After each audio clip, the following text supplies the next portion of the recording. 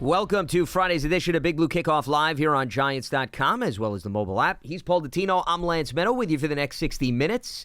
Multiple ways you can interact with us here on the program. You give us a ring, 201-939-4513. You can also find us on social media, hashtag Giants Chat. You can also directly tweet at us. He is at GiantsWFAN. I am at Lance Medow, one word, last name, Medow. And as a reminder, you can find the archive of this show and our entire podcast network on the Giants mobile app, podcast platforms everywhere, and at Giants.com/podcast. So we'll get into a few different topics over the course of this program. NFL.com ranked the tackling prowess, or the lack thereof, for all the defenses in the National Football League. So we'll tell you where the Giants are at, and they had an interesting breakdown and explanation and what the Giants need to tweak based on that development, and also maybe some developments on the free agent quarterback front. So we'll get to your phone calls and your tweets as we maneuver through these next 60 minutes. And Paul, let's start with this article on NFL.com. And first, I just want to preface for our audience to understand how the NFL went about these rankings, because context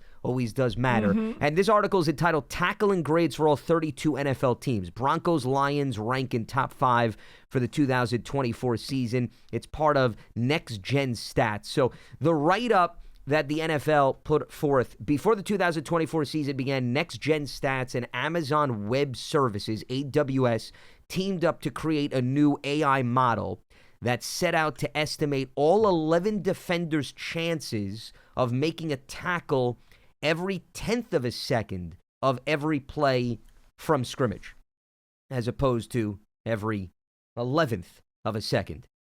Enter the tackle probability. With this new model, NGS can go beyond simple counting statistics, bringing contextual metrics like tackle opportunities and missed tackles to the forefront of player and team analysis. So that's a mouthful, and I hope everybody digested that. But I just wanted at least the background information to be clear. You're going to have to translate that last paragraph for us, Paul, by the time the show ends. All right, so let's get to the actual meat and potatoes and substance of why we're bringing this up. So the Giants came in ranked 25th. And the reason why I wanted to preface it, this is not some random NFL.com writer that decided, I'm going to tell you where I think all the teams look. This is scientific and mathematic analysis that got them to this point. So the explanation for the Giants coming in at 25th, and their grade was 68.7 in terms of a number D+ for those that prefer to get a letter grade from your particular college. The Giants' defensive struggles in 2024 weren't limited to just one area, but tackling was a clear issue, though their 13.3% missed tackle rate hovered right around the league average, which is 13%. Okay, that's not bad on the surface, Paul. The real problem was the damage those whiffs created.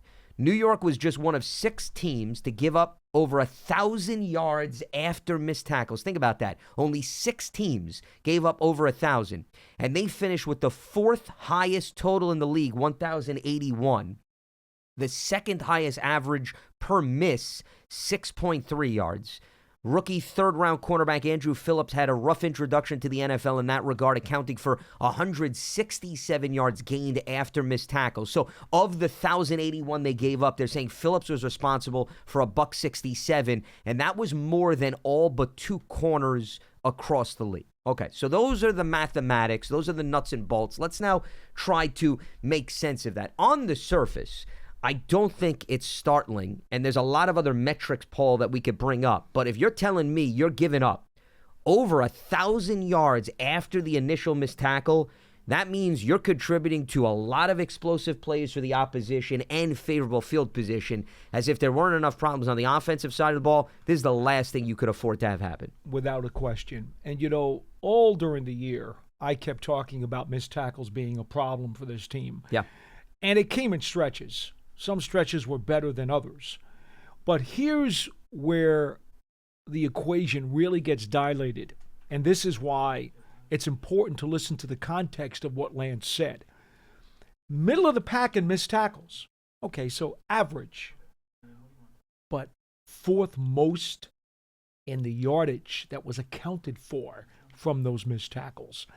That's where the Giants really got burned. And that's why, when John in particular loves to talk about explosive plays. Like it's one of the phrases. It's like ketchup on a hamburger. He can't get away from it. He loves the phrase, and I get it. Okay, I get it. Coaches love to use that lingo all the time now too. It used to be. I'm going off on a tangent. It used to be key plays. Then when ESPN came in, they changed it. Now it's highlight plays. Then a few years later, people wanted to get fancy. They call them splash plays. Yep. And now everybody calls them explosive plays. Or chunk plays you could throw out there, Chunk too. plays is another one that people use, okay? To each their own. It's all different words for the same thing. It's a big play. That's it. It's a big play. Everybody's got to get fancy. They got a dollar. Whatever. Yes. Whatever.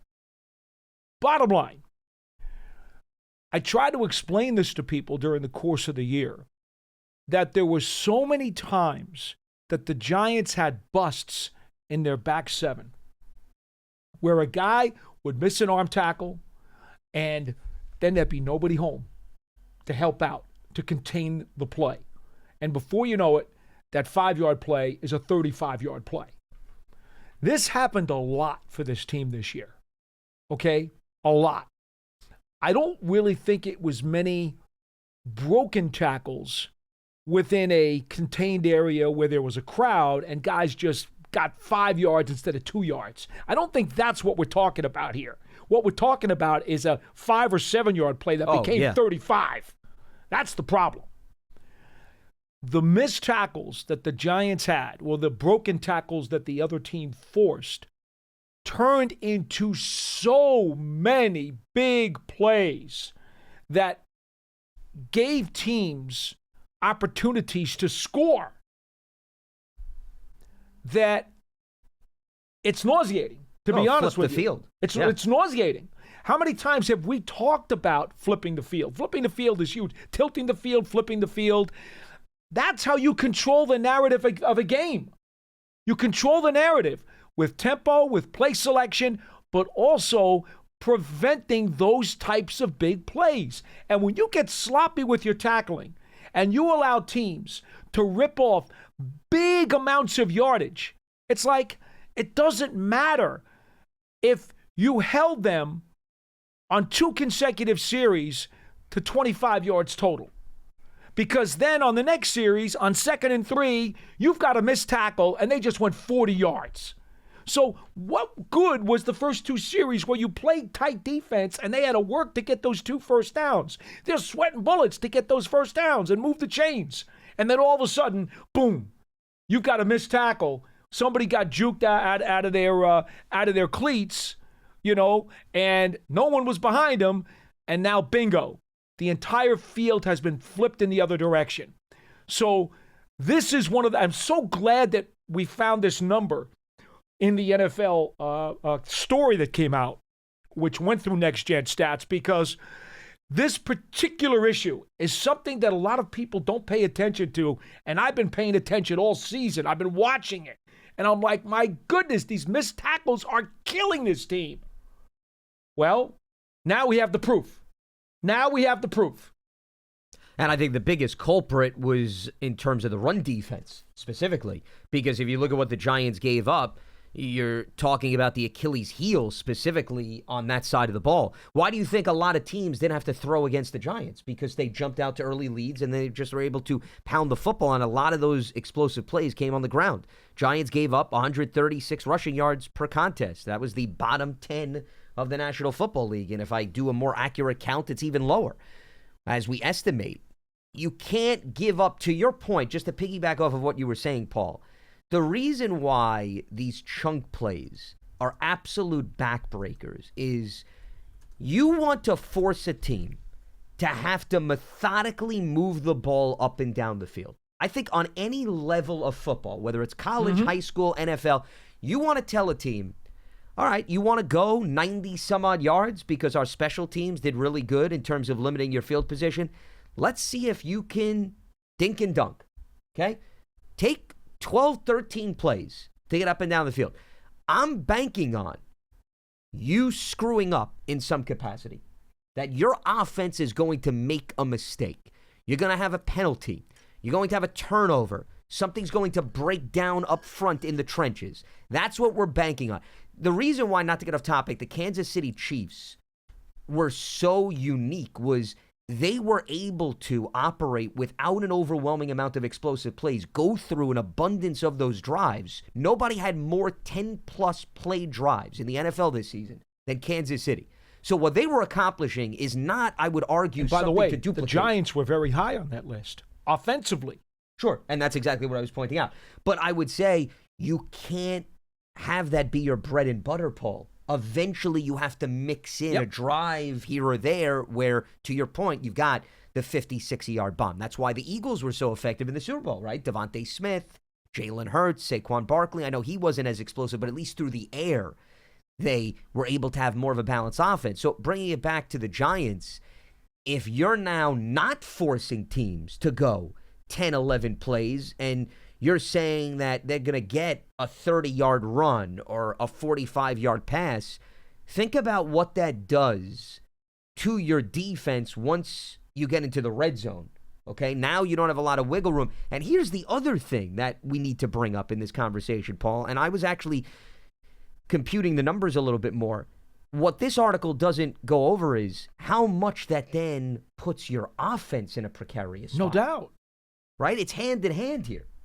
Field position is so critical. Look, Tom Coughlin and Bill Parcells didn't get to where they got without taking advantage of every little idiosyncrasy that the game has to offer. And both of those coaches understood the value of field position.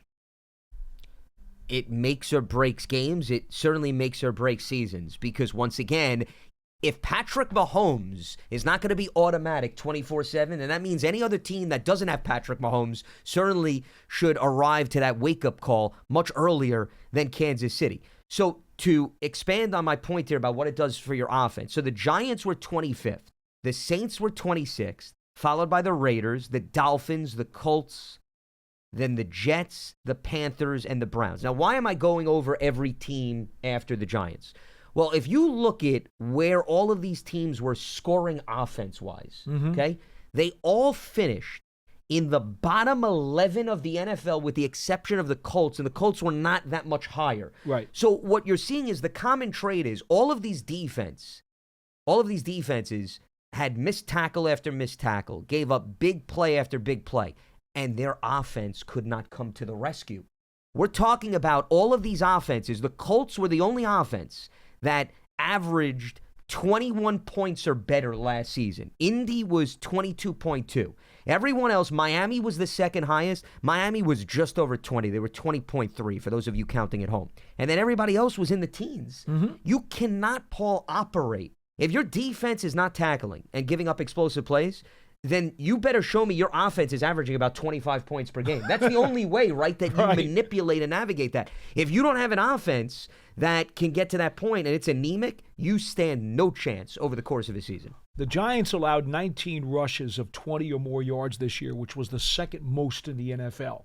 What was the highest? What was it, the Browns? Am 22 I saying that right? for the 22. Browns. Just to provide some perspective. So I don't have the specific number. I didn't go back and look at every one of those 19 rushes. But, folks, I'm going to tell you that most of them, and I'm pretty sure it's going to be a high percentage, were the results of missed tackles. There were a few, don't get me wrong. There were a few. They gave up over 1,000 yards. I would say the proof is in the numbers. Some of them were also in the passing game, too. That's fair. But I'm just strictly going to the run game. There were times where guys opened up holes, guys made good blocks, and the running back got through clean and made a big play. Yep. That's true. Those happen. But I would take a gander that the Giants' percentage of the 19 is probably very high in terms of missed tackles that wound up leading to those plays. And we tell you this all the time, folks. I know because, again, this goes back forever to early in my career when Parcells used to say to us all the time, fellas, there's no such thing as a perfect game.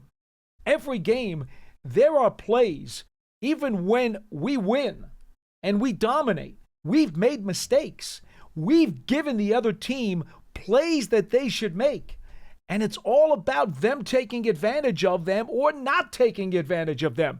And I remind you folks of this every time you see a rookie corner, especially a rookie corner or a rookie safety, because people just care about the play that they gave up, right? They care about the play that they were in the television screen for. But the truth of the matter is, all of those rookies, and sometimes even your veterans, are making either mental mistakes or physical mistakes. Flat out, schematically, there's a busted coverage. Those things are littered throughout every single game that's played. And sometimes the difference in winning and losing the game is, did the opponent maximize their advantage off of the mistakes that you made? And if they did not, and you won the game, everybody's happy. Say, why? And the coach is looking back at the film and he's like, oh my goodness, we could have gotten hit with 3 30-yard bombs we were because fortunate. Our safety didn't come over the top. And if they had just seen it, they had 3 30-yard touchdown completions, and thank God they didn't see it. Or thank God that our defensive end got there in time to rattle him so that he didn't have that extra split second to look off and hit his number 2 target, because those plays were there. And if they had only seen it, we'd have been destroyed. Those plays are in every single game, folks. That's why this particular stat, this number that just came out that we were able to uncover at NFL.com, had it through Next Gen Stats. I think it's so telling because it points to that thing. The missed tackles, the mistakes that are made, teams took advantage of those mistakes more often against the Giants than they did to the other teams. That's what they're telling you. Well, and that's why it's more of a reason why you can't live on the edge, because you can't expect everybody else to clean up your mistakes. It's very similar to, you hear me preach all the time, takeaways are great, right? It's all about what you do with the takeaways. Right. It's not the fact that you have them. It's, did you then punch it in as a result of the short field or whatever it may be. You bringing up the secondary, though, got me thinking about another layer to all of this, because I want to just point out Kansas City was the best tackling team, because we should at least, just as a means of standard, Baltimore was number 2, followed by Denver. Gee, all playoff teams. Well, what a coincidence. Yes. No, but there's another thing that I wanted to get to, though, aside from you stating the obvious. Mm-hmm. The other thing that's the common element with all 3 of those teams is solid secondary play with respect to those guys being involved in coming up to the line of scrimmage or helping out in the run defense. We talk all the time when we evaluate corners coming out of the draft. Everybody first wants to know, how are they in coverage, Paul? Can they stick with some of the top wide receivers across the collegiate landscape? What never gets talked about, and we always ask this question when we have the reporters or experts from the various schools, how is the kid in run coverage? How active was he in assisting the front 7? Now, I'm not taking Drew Phillips and picking on him. He's a rookie, okay? There's going to be ups and downs, Paul. But it just goes to show you, these young guys, when they come into the league, it's not just about throwing them out on an island and seeing whether or not they could stick with the weaponry in the passing game. It's how much do you have the desire to get down and dirty, especially a guy like Phillips who plays in the slot, right? So that doesn't mean all of a sudden you just remove yourself from the play if they go to the ground. I think that's the other thing that the Giants need to improve. When you have a young secondary and you have players that are also in and out of the lineup due to injuries, like the Deonte Banks, you have to have sound run defense, because those are your last layers of defense, both literally and figuratively speaking. If, to your point, the blocking gets the running back to the second level, the defensive linemen are now behind the play, and some of the linebackers may be behind the play. Well, who's going to come to the rescue? It's going to be your safeties and your corners. So that's the other thing that I think this statistic exposes and brings to the forefront. Well, the Giants do have 2 physical guys in the secondary, in Phillips and in Banks, and even Newman is a very physical player, but all too. Young guys. All young guys, but here's the numbers. Now, I believe it's who was I saying about the European team that gives Pro Football Reference? Do you remember, Pearson? The guys who log the official stats that Pro Football Reference gives them to? I'm forgetting the name of the company. But they give Pro Football Reference their numbers. And according to their numbers, Tyler Nubin only had 5 missed tackles this year. Considering that he made 98, his missed tackle percentage is under 5%. That's great. That's really terrific. And for a safety, that's what you want. Okay, now, just to make the point about Drew Phillips, 71 tackles overall, okay? Did I read this right? 71 tackles overall, 6 missed tackles, so his percentage was just under 8%, a little bit higher. But again, 6 missed tackles. And how many yards did they He gave up credit him for? 167 in those 6. On only 6 missed tackles. I mean, do the average per missed tackle, what that led to. That's over 15. It's crazy.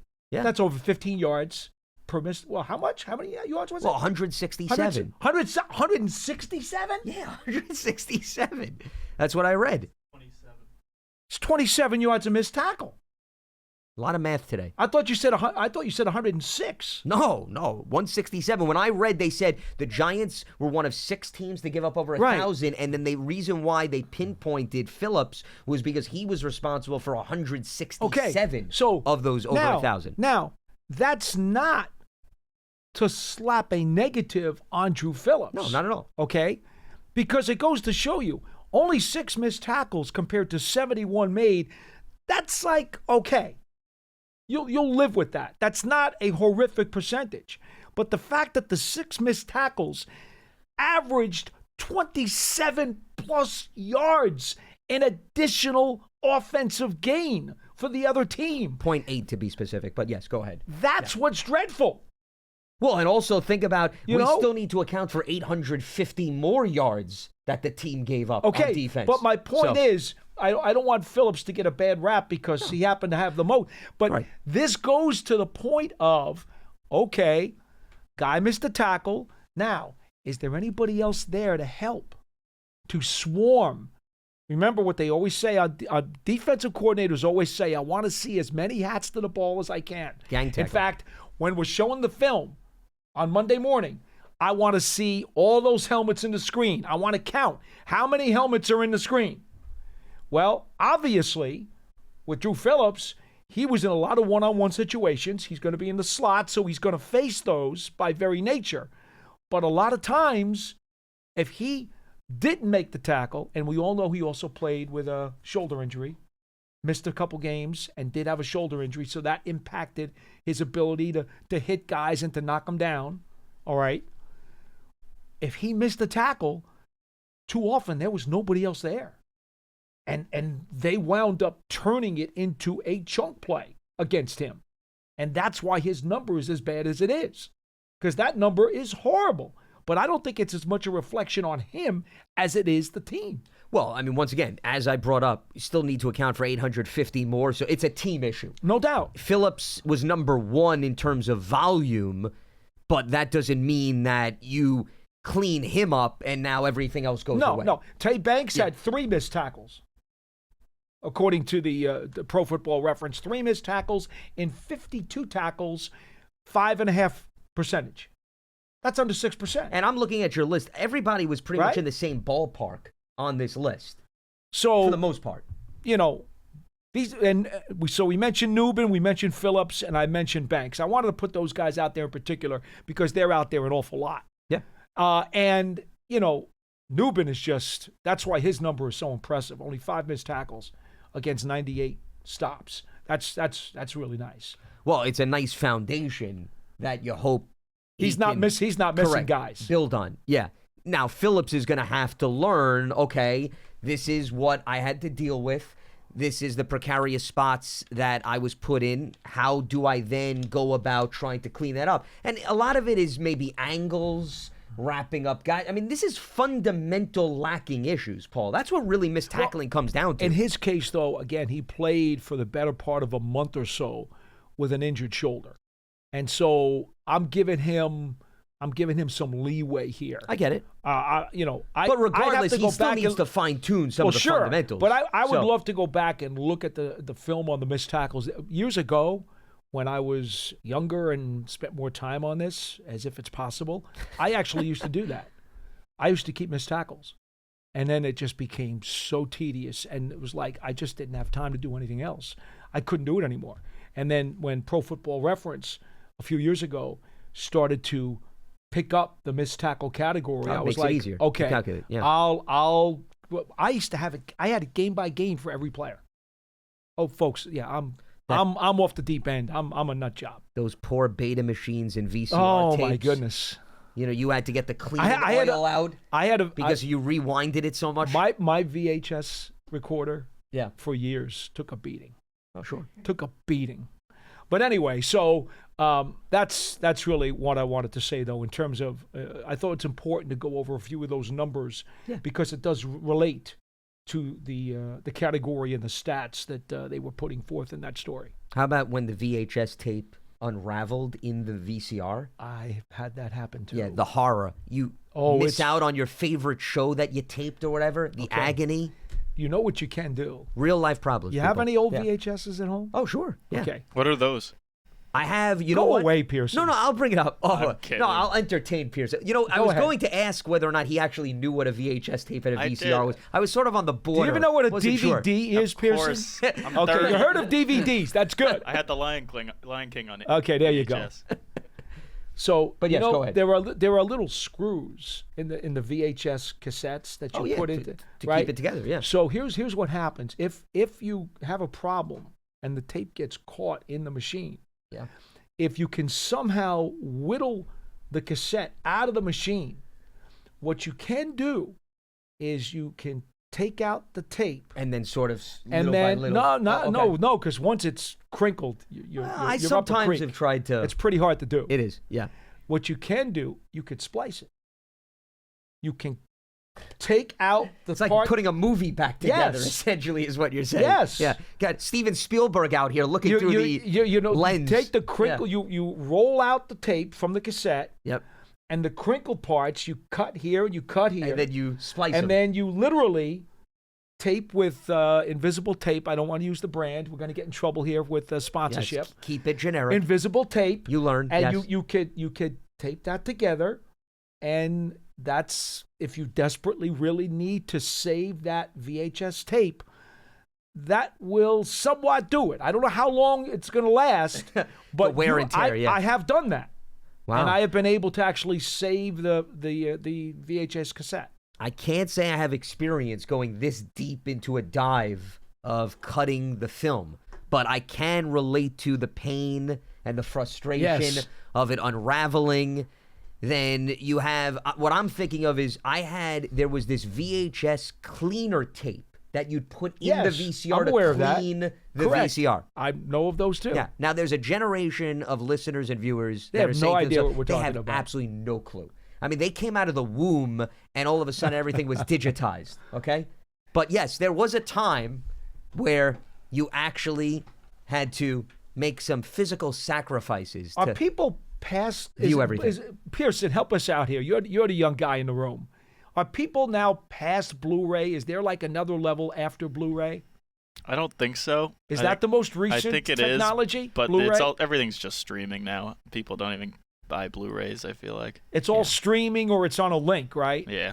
So Blu-ray is kind of already outdated too. Well, 4K would be That's true. ahead of Blu-ray. That would be the newest and the highest. No, but that's not a mode of delivery. Yeah, 4K. 4K. You get a 4K disc. Yeah. Oh, I thought 4K describes the quality of the program. No, it's not the delivery. No, to my understanding, it's DVD, Blu-ray, and 4K. Now, as an expert and somebody that, had a subscription for DVDs and had to upgrade to Blu-ray because we won't list any companies. I speak from experience, okay? Yes. I'm a professor in this department. I'm still working on my diploma. But, 4K, at least to my understanding, is the highest. Because you said, is there anything above Blu-ray? 4K would be above 4K, Blu-ray. I believe, is a higher quality of program, but there's no delivery method called 4K. Well, what do you mean when you say delivery method? I'm confused. You're not physically putting? Are you still Oh, physically? yeah. You're still using a disc? Yes, 100%. Because I have a player once again that I utilize that can have different models. So you still have a levels. disc and a player for a Correct. 4K Yes, product. exactly. All right. Well, I'm talking about when you used to have cassettes and 8 tracks. Oh, sure. And then you had people. How about the picture, the video disc? People don't remember those. Well, that's even a little bit before me. Now you're really there was dating yourself, the video okay. disc, and then there was beta and VHS. Well, those terms right? I'm familiar with. And then yes. from there was the DVDs. Yep. And the Blu-rays are also discs, Yeah, are they not? Blu-rays and DVDs Blu-rays are identical. and DVDs are both discs. They look the and same. 4K is also a disc. Yeah. Well, but the new delivery method. Okay, Pearson, I get it. I do like when it leads to us talking about Lance's DVD collection. I know. See, it always comes in. You Hey. never know when it's going to be useful. See, you guys give me a hard time, but you trust never know. me. I have Yeah. like 200 DVDs at home. by Okay. the way. Oh, so now we have somebody else. This acknowledging and conversation admitting is about old school. 20,000 more times enjoyable than watching the Eagles' freaking Super Bowl parade, okay? Trust me. Oh, we didn't have that on the rundown. You want me to add that? I was going to. I didn't realize not you wanted the me to make least bit time for you. interested in that. Well, I'm sure everybody's dying to know your perspective on that. Okay, now let's get back to regularly scheduled program. Yes, sir. And a reminder, Big Blue Kickoff is presented by Cadillac, the official luxury vehicle of the New York Football Giants. Do want to get to some free agency quarterback potential news that could or couldn't impact the Giants' thinking. But in the meantime, let's open up the phone lines and perhaps anybody else who wants to weigh in on what they use to consume their technology or their media. We are more than happy to reminisce with you till at least about 1:30 p.m. Eastern. I can't promise you anything beyond that. Alan is in our nation's capital, and he gets us going here on BBKO. What's happening, Alan? Hey, good afternoon, gentlemen. How are y'all doing today? Doing all right. What's on your mind? All right, man. A couple things, just real quick, touching on the Eli Manning Hall of Fame induction. I think it was kind of messed up for Eli. I think he deserved it. Honestly, he had, just a really good career with the Giants in one franchise, and you don't see that a lot anymore. Like one player staying to that franchise his entire career, and he also beat Tom Brady twice, which we modern day people qualify Tom Brady as probably the greatest of all time, and to beat somebody like that on that level twice is that alone should put you in that conversation. And another thing about him was like he was an Iron Man. Like he showed up every game, and something that I don't hear a lot about from him was like when they actually set him down or they set him out and he wasn't injured or anything. And I think it was McAdoo who made that move, or if I'm not mistaken. Well, you're talking about when Geno Smith against the Raiders took over. Yes. That was not an injury-related move. He was put in a very Correct. precarious situation, and he said to them, just don't play me. I remember it well. That messed it up for Eli. I think the way the Giants coaching and upper management handled that was terrible, because I mean, if he was hurt or something or playing completely terrible, then maybe you do it. But like for us to do him like that, I thought kind of messed up the way he ended his career, and I think he could have easily finished out that year. But I will say this, Alan. I just want to jump in. I don't think that has any bearing on his Hall of Fame status. I mean, let's be clear. Not at all. So, I mean, that did not impact the thinking of the committee. They didn't go around the room and say, boy, if he would have finished out that entire season, we would have given him a first ballot. So, I mean, that's taking it a little bit to the extreme. They had very many more out-of-bounds reasons to take shots at him, and none of them were valid. That had any influence on the decision. I just didn't like how the Giants handled that. Okay, no, it's just you started with the preface of Eli not getting in, so I just want to make sure, at least from the audience perspective, they understand we're not saying that those things are connected in any way. No. That's all. Oh, no, that's true. And, I mean, the last time I called was, week one. I think when I saw Barkley go against, I think it was the Vikings, and he just ran all over them and had like 2 touchdowns. And, basically, I was afraid of this. I was afraid that he was going to take the Eagles to the Super Bowl. And, all the excuses they made for Daniel Jones from upper management, I didn't see nobody make those excuses for Saquon while he was here. He was behind a subpar line. And, I went to a few games this year, and I know we got certain players in exchange for Barkley over that, but I still think we would have been a better team with Barkley, and we wouldn't have handed the Eagles Super Bowl trophy, and I just feel like how we handled all that was just a mess for me, in my personal opinion. No, and listen, I get it from a fan perspective and appreciate the phone call, Alan. I think just two things just to add to the last caller. Philly had to then decide to make an investment in Saquon Barkley. So it's one thing to move on from a player. Then another team has to say, oh, wait, we're going to commit resources to that player. So, I mean, it really, you could argue there's two sides of that equation. As far as, I think the last caller brought up an interesting point about how Saquon was viewed compared to Daniel Jones. I would argue, Paul, Saquon was criticized for not holding up durability-wise. There were people that were questioning over the course of his career, right? He missed games year in and year out. I think that was a part of the discussion. So there was critique through that lens. Sure, and there then was. The offensive line was brought up a lot also in terms of maybe why Saquon didn't get X amount of yards. I think we look at the line with most running backs. I don't think Saquon was necessarily immune to that discussion. But quarterbacks, remember, the way that dialogue goes is unlike any other player because of the amount of money they make and how they touch the ball pretty much on every single play. So it's hard to compare Saquon and Daniel Jones from that standpoint, but I wouldn't dismiss the fact it wasn't all smooth sailing. Saquon did face his critics with respect to at least could he hold up from a health perspective, and that was very similar to Daniel Jones.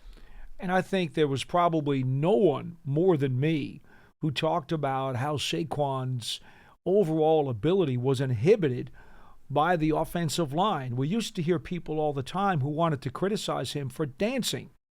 And from my experience with running backs, I know, because I've been through how many of them in 40-plus years, they will tell you, if they don't have confidence that the block is going to be made, and if they don't have confidence that the hole is going to be where it was designed to be, they will start to get tentative. And they will start to pitter-patter, and they will start to dance, and they will start to be hesitant, and they will start to try to look for somewhere else to go because they don't have confidence, because the line hasn't given them the confidence to run the play like it's supposed to be run. And that's the only reason in my mind, besides the injuries, that Saquon Barkley did not do even better with the Giants. Because I truly believe that the offensive line's inefficiencies scarred him, if you will, during his time with the Giants. He would have been better off not just with better blocking, but it also would have reinforced his assertiveness every time he touched the ball. I brought this up a lot on social media throughout the season. If you watched what Saquon was doing with the Eagles this year, what Philly consistently gave him an opportunity to do was get to the second level of the defense. Yes. And you put Saquon, Paul, one-on-one, okay, in the open field with a linebacker or a secondary player, you absolutely like Barkley's chances of winning that battle more often than not. The Giants did not put Saquon to the second level of the defense as often as what we saw with the Eagles this past year. And that's the biggest reason, I would argue, why you saw the production skyrocket, because playmakers like Saquon, Christian McCaffrey, cut from the same cloth. You need to get those guys out in open space because of their athleticism. You like the fact that no matter who's on the defensive side of the ball, highly unlikely that player is going to be able to track down or stay in sync with Saquon. And the Eagles put Saquon in that position over and over again. That was not happening religiously with the Giants, and that to me is the biggest differential. The numbers in this case tell the truth. Yards before contact per attempt. This year's Saquon Barkley, 3.8 with the Philadelphia Eagles. For his career, the number is 2.5. And do you know why? Because in only 2 of his years with the Giants was yards before contact per attempt more than 2 yards. Only twice in his career. And in fact, this is hysterical. When he gained 1,000+ yards in his second season in the league, the number was only 1.8. And yet he still gained 1,000 yards. Saquon Barkley, as we both described, is not a running back. He's an offensive weapon. He is a game changer. He is an impact player. He is a headache player, as I like to call them. He was absolutely worth the number 2 overall pick in that draft. There is no question about it. We should have seen more of what he did during his rookie season and what he just did this year with Philly, the 2 best seasons of his career. We should have seen a whole lot more of that if there had just been the proper surroundings to give him the assertiveness that he needed. You saw how hard he ran this year? Every time you watched the Eagles and you watched, it was like, wait a minute. Somebody just changed the oil in his motor. He looked like a different player. Gave him a new air filter, okay? Gave him a new carburetor and gave him high-test gasoline. And you saw it every single week. Why? Because the blocking was there and gave him the confidence to go put the pedal to the metal. That's actually what you just laid out is one of the biggest reasons why throughout the year I was campaigning on other programs that Saquon deserved more consideration for MVP this season. I said flat out he should have gotten it. Because he completely transformed the Eagles' Yes, run he game. did. Yes, he did. You see, last year the Eagles were not running the ball. No. From a volume standpoint, but even when they ran it in the second half, it was non-existent. Not to get completely off topic, but this just goes to show you how so many different storylines are intertwined. If you remember, there was the ESPN story after the Eagles played the Giants. Jalen Hurts went to Wink Martindale, former Giants defensive coordinator, and he called him up because that was when he had parted ways with the team. And that's unheard of, mainly because you don't see a defensive coordinator from a rival change teams or be a free agent. And Jalen actually asked Wink, when you game planned for us, like, what did you see? And he goes, Jalen, you guys are predictable. You're not running the football, so we know what we can throw your way. Mm-hmm. And that, to me, perfectly summed up what happened to the Eagles in the second half of the season. They got away from what was a big part of their identity. They went out, they signed Saquon Barkley, they brought the run game back, they got their mojo back, and Saquon was at the center of that. He deserved much more consideration for MVP when you compare the Eagles of the second half in 2023 to the Eagles of all of 2024. I said this many times on the show before you came back to join us in the rotation. Without Saquon Barkley, these Philadelphia Eagles couldn't buy a ticket to the Super Bowl. He was the difference between them being maybe a first-round playoff team and being somebody who was playing for the Lombardi Trophy. He was the difference. Which further proves he's an offensive weapon, even though he is most synonymous clearly with the run game. All right, let's head back to the phone lines. Lawrence is in Florida, joining us here on BBKL. What's happening, Lawrence? Oh, hi. Thanks for having me. Sure. What's on your mind? Before I ask my question, I just want to make an observation. I'm watching the Super Bowl Sunday, and I see a quarterback who's supposed to be one of the top quarterbacks of all time behind a line that couldn't block. So he's running for his life, getting knocked down, throwing interceptions and pick sixes. Does that remind you of anything? Anybody? Well, it goes to show you that if your house is not in order, no matter how good the quarterback is, the quarterback eventually will be impacted. I think that's what Sunday showed. Well, that's why I feel sorry for Daniel Jones. That's all I want to say about that. I hear you. But plus, on top of it all, the Giants are like one of the leaders in drop passes, the icing on the cake. Yes, and sir. I felt sorry for the guy. But anyway, I know that you said the quarterbacks weren't that good this year. And is there a big drop-off between Sanders and I remember Eli said he liked Dart, and remember Big Ed called up one time he liked Gabriel.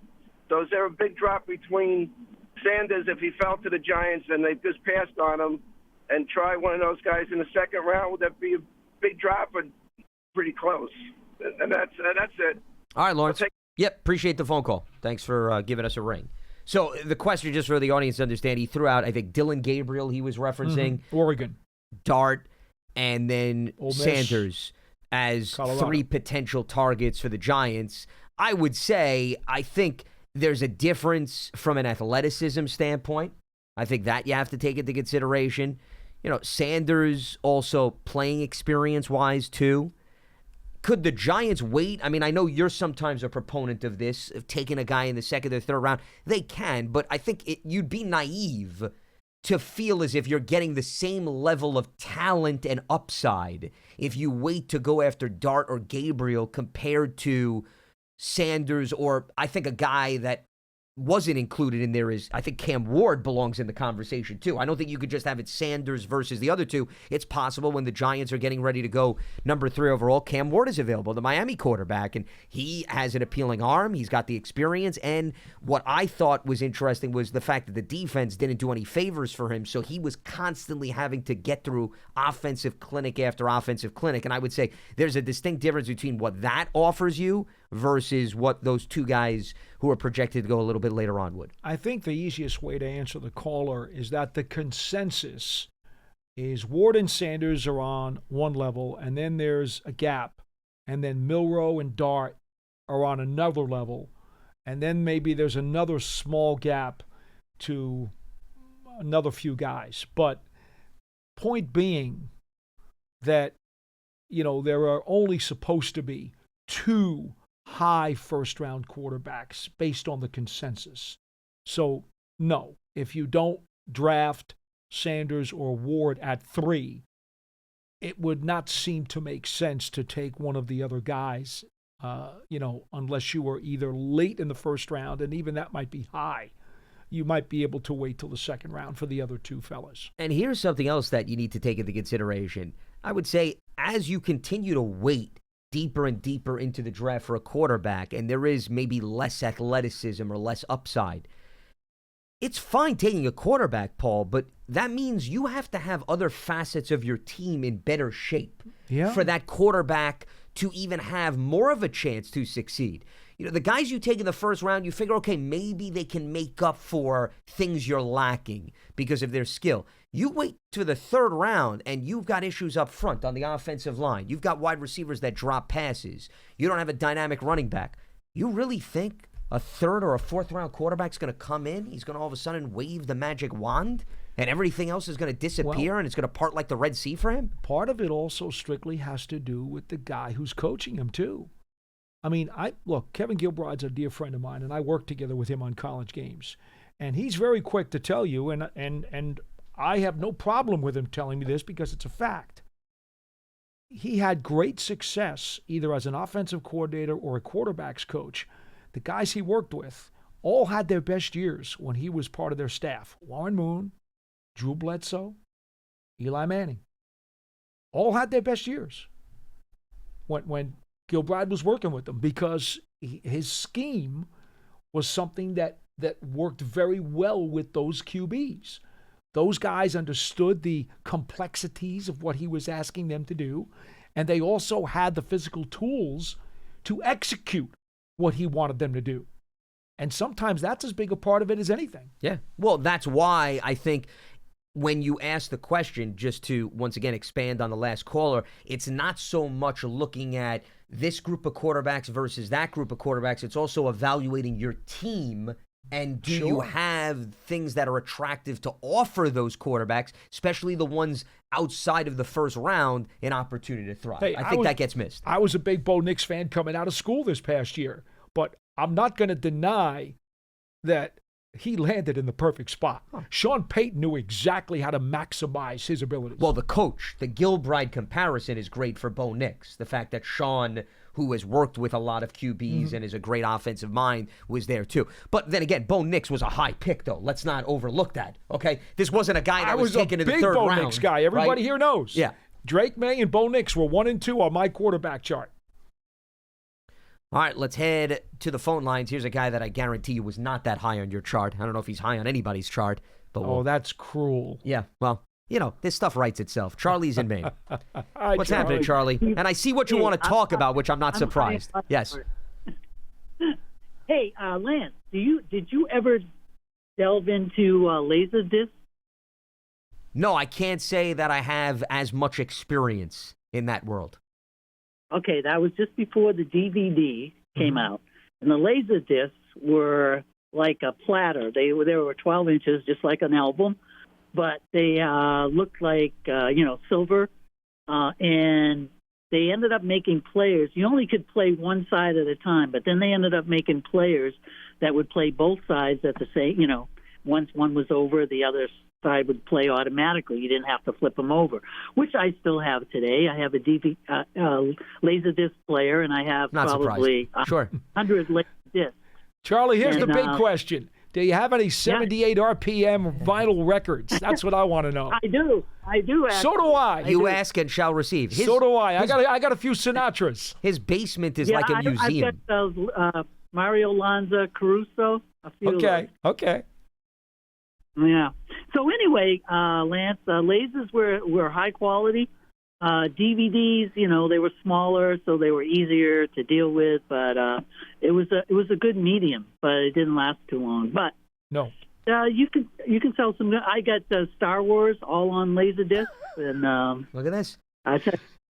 Well, this is a good forum to advertise because you never know. He's going to try to auction them off that's and what I'm sell saying. them. That's why we're Without giving you, Charlie, we want to cut now. You're going to auction this stuff off. He we want to cut. He was listening or viewing this show. He was looking around his basement, and he said, "You know what? This is a perfect segue for me to call up and just get rid of items that I've just been having around the house." Via BBKL. Yeah, exactly. 100%. Go ahead, Charlie. You got any football for us today?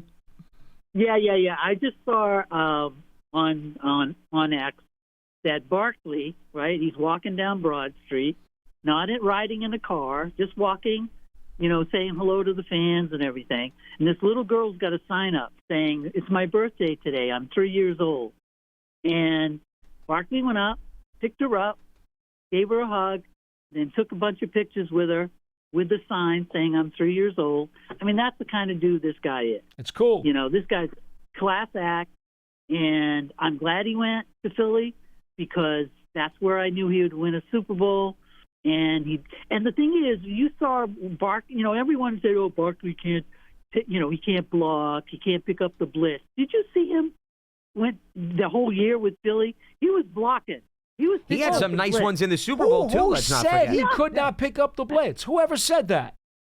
Oh, they were The people that he reads on X. Come on, There Charlie's you on top go. of things. No, Charlie, if you were is paying surveying attention, the entire nation. Come on. Seriously, if you were paying attention, we never said that on this program. Barkley had his missed pickups. There's no doubt. He had them when he was here, but he also got better at it. And there were times where he made really good pickups. But it wasn't his strong suit, right? No, and that's fair. No. What he just said is His fair. strong That's suit's a fair running the statement. ball. Philly this year, it was his strong suit. And that's the difference when you have confidence in yourself and you feel that the team really wants you and they're, doing things. And the other thing, they utilized Barkley really well. They rested him. They put Gainwell in at certain times, and they didn't, I don't think he had, did he? I don't know. Maybe he did 30 carries a game. I don't know. I know Dable ran him into the ground in 2022. Oh, hold on. We can bring up his game Whoa, log. Yeah. Wait a minute. Charlie, in terms of his touches, now that's a little different, okay? His touches were way down. Like when he was with the Giants his rookie season, he caught 91 balls. So between his overall touches, he had 352 touches that year.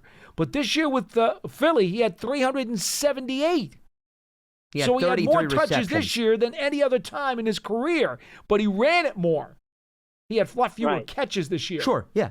Well, and just to put into perspective what you're talking about, I'm bringing up his game log. He had one game this season of 30-plus carries, and that was against the Cowboys on December 29th. So it came late in the season when he had 31. Everything else was below 30. I agree with you. I think your point is Philly did a nice job not overdoing it. But in fairness, Charlie, though, Nick Sirianni, and some of these conversations were captured on the sideline, he'd go to Saquon, especially the game here at MetLife Stadium. Remember when he had a chance to really have a special day? And he said, Saquon, you're close to getting a career high? And Saquon said, play the younger guys. So I think there was a level of understanding from Saquon's side of things. I'm not going to overdo it, because there's bigger things that I want to accomplish as an individual as well as a team.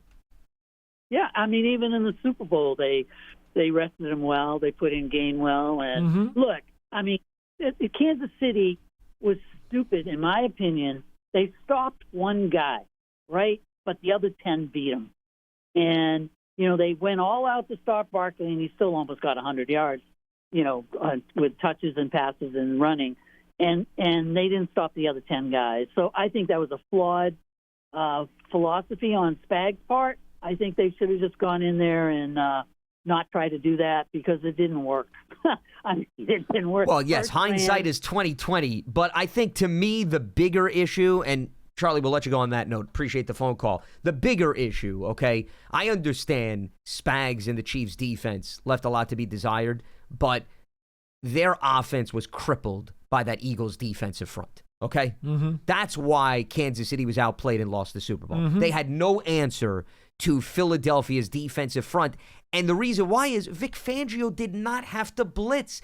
It was like watching the Super Bowl 4 years prior when the Bucs went up against Kansas City and Todd Bowles did not blitz. He used his front four. They got after Mahomes. But the difference was the Chiefs' offensive line was banged up going into that game. They were down multiple starters.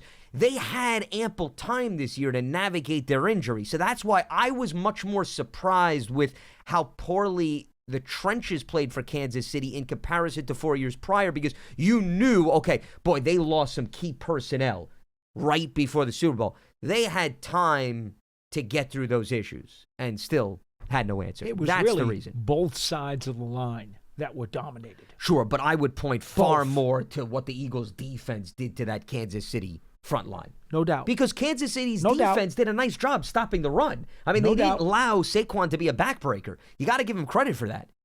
No, actually, I So- thought Spags did a pretty good job when you consider there was a pick six and another interception deep in Kansas City territory. Yeah, the short field. They got two almost freebie touchdowns that had nothing to do with Kansas City's defense in the first half. That's why I'm separating the two, and I keep pointing back to the defensive line. One other thing real quickly that I just wanted to get to before we wrap up shop is the Jets did make an announcement yesterday, and they tweeted out the following: "We have informed Aaron Rodgers that we will be moving in a different direction at quarterback." And then they had about 2 paragraphs in addition to that. Now, Aaron Rodgers is still on the roster. All reports seem to indicate he'll be a June 1st cut and will not be let go until the start of the new league year, maybe March 12th. But the reason why I just want to bring that up is that could be another name that's out there with some of these other veteran quarterbacks. But one thing that I just want to leave us with, Paul, is while he would be added to the list of the Kirk Cousins and some of these other guys that we've talked about on the program, I also wonder whether or not he will also come to the realization, I got nothing else to prove, and I'm going to retire and hang it up. I think that's something to at least watch, too. And maybe he's not an option when it's all said and done. Highly probable, considering what he's gone through. He may decide to go home, sit in his dark room, break out an old VHS player. Wow, look at this, and tying watch it all some in. old How about that? movies. How about that? That is some... Were you sitting on that and just waiting to just tie the loop? Because, I mean, that's beautiful symmetry in terms of the program here on Big Blue Kickoff Live. We'll probably get more into those developments as we move into next week, as we also will be knocking on the door of the scouting combine. Time flies. Indeed. When you're trying to have fun on this program and in other means of life. With that being said, we appreciate everybody tuning in to today's episode of Big Blue Kickoff Live, part of the Giants platforms everywhere and Giants.com/podcast. For Paul Dottino, I'm Lance Medow. Stay locked to Giants.com for all the latest. Have a good weekend, and we'll see you on Monday right here on BBKL. Take care.